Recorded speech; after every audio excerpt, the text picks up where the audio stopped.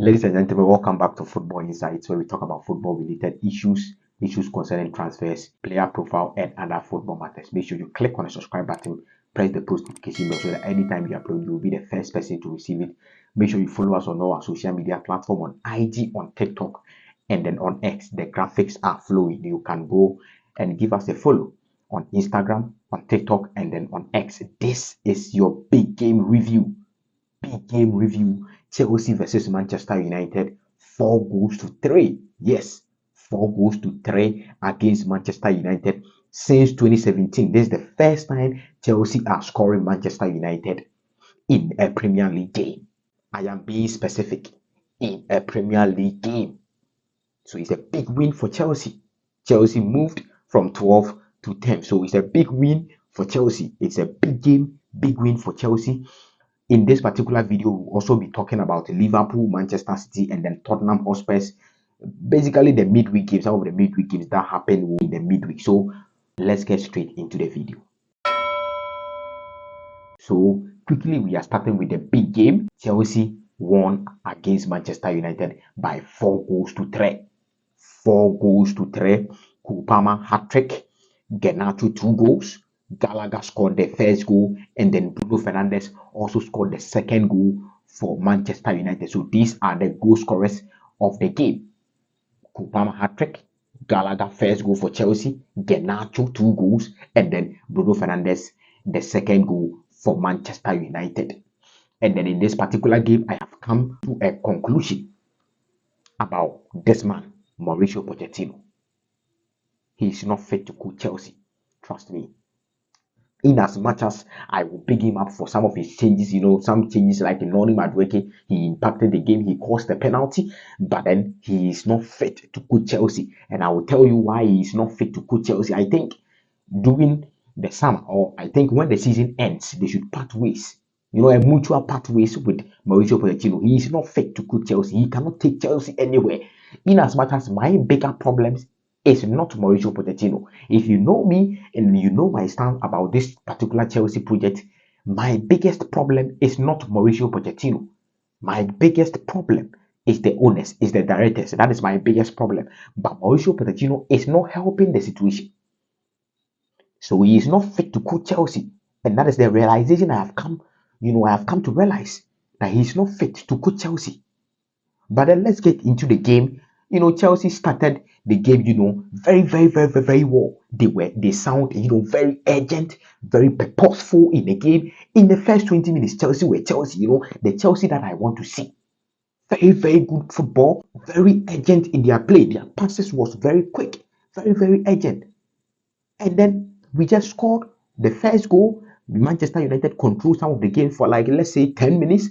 We came back, scored a second goal. Cucurella had a penalty. The big shout outs to Cucurella. That was a very, very brilliant penalty. Some of them are talking about the referee, but probably we'll come back to the referee. But then Cucurella caused the penalty. Kupama converted the penalty. 2-0 against Manchester United. I don't know what happened. Chelsea went blank. Manchester United started controlling the game. Came back. That was a very silly goal to concede. Chelsea, very silly goal. Caicedo basically gave a pass. This is your player.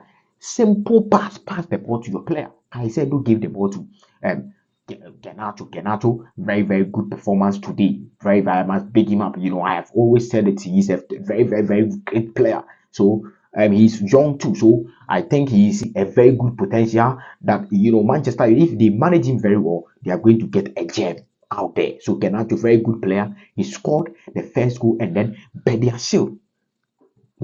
Bediashile.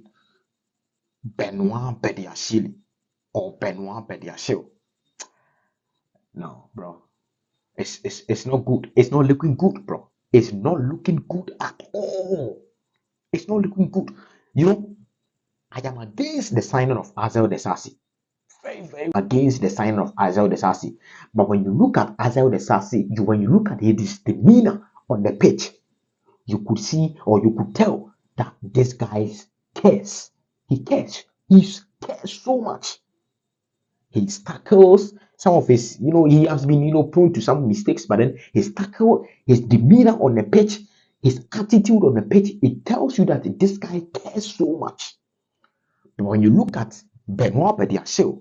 That is where you will see that, bro, this guy doesn't care because he's basically fumbling on every ball that they will give it to him. He's basically fumbling.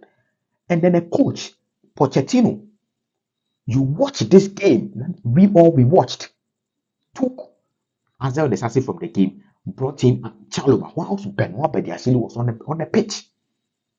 As a coach, you call yourself a coach? You took Malo Gusto from the game. He is one of the threats, an attacking threat for Chelsea. You took him from the game. You bring in Gilchrist, who is, a centre back for Chelsea. Is that how a coach is supposed to behave? Mauricio Pochettino. These are some of the things that happened in the game that I felt this guy is not fit to coach Chelsea. I don't know how or what in a blue hell. I don't know how he reached the game. Trust me, I don't know how he reached the game. But then Benoit Bediashile was very, very, very, very, very shambolic today. Very, very, very shambolic. He basically cost Chelsea. Very shambolic, Benoit Bediashile. So he was supposed to, at least do something about the first goal, but he couldn't do anything about the first goal. Garnacho went straight, scored the first goal 2-1 against Manchester United. And then, as at that time, Manchester United started gaining confidence. They came back. Bruno Fernandes, what a header by Bruno Fernandes. A very, very good goal by Bruno Fernandes. 2-2 first half. They came back. And then, that's the third goal also came. That was a very, very brilliant pass by Anthony. So big shout outs to Anthony. Very, very brilliant pass by Anthony. A Trevella pass by Anthony. And then Garnacho, right? They slot the ball into the net. 3-2 against Chelsea. As at this point, all Chelsea fans, we were down. I was down, bro. I was down. But then, Noni Madueke, came in as a result of, Mauricio Pochettino changing things. He started to change things because you saw what the Eric Ten Hag was basically bringing in players after players after players after players. You were at the bench. What were you doing? Bring in the boys. If they have any impact, they should impact the game early. That's my problem. If you are a coach and you are sitting on the touchline and you see that things are not going on well, when you have players on the bench, bring them early. If they have any impact on the game, it should be early. But Pochettino sat there 80, 70 minutes. That is where he started to do his changes. But then, Noni Madueke had a very good impact on the game, caused a penalty. Kupama slots the ball into the net, and then the fourth goal came. Kupama, that was a corner by Enzo Fernandez. He passed the ball to Kupama. Kupama, what a shot by Kupama. Very, very, very brilliant player. Kupama this season, 37 games, 31 goals and assists combined for Kupama. Kupama had, he scored 3 goals, 10 over 10, according to SofaScore, 10 over 10, 8 key passes, 1 big chance created, 5 out of 8 grand duels won by Kupama. So very, very, very good performance. 10 over 10 performance by Kupama. I think he will be the man of the match. I have not confirmed it, but I think he will be the man of the match. But talking about Kupama, let's check out this particular stats about Kupama.